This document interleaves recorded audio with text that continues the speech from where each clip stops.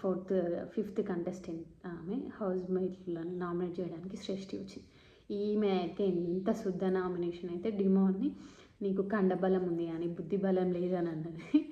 తను అడిగిందనమాట, నేను ఎక్కడ బుద్ధి బలం చూపించలేదు, ఎక్కడ గేమ్స్ ఆడలేదు అంటే, నువ్వు అందరితోటి సేఫ్ ఉంటావు, నువ్వు అందరితోటి మంచిగా ఉంటావు, నువ్వు ఏం గేమ్స్ ఆడవని చెప్పేసి. అవును నేను అందరితోటి మంచిగా ఉంటాను, ఆ గేమ్ టైం వచ్చే వరకు గేమ్ ఆడతా అంటే, ఎక్కడ ఆడలేదో చెప్పు అంటే ఈమెకు పాయింట్స్ లేవు ఏం లేవు, నాదే అంతే నామినేషన్ అని చెప్పేసి పవన్ని నామినేట్ చేసింది. ఈమె ఒకరికి ఇవ్వాలి కాబట్టి రాముకి ఇచ్చింది.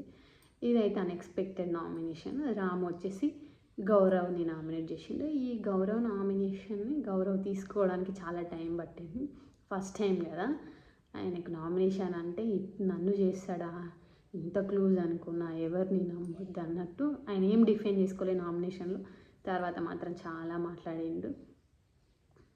ఇంకా లాస్ట్కు సెన్సేషనల్గా వెయిటింగ్ వచ్చేసి బర్నీ గారి నామినేషన్ జరిగింది.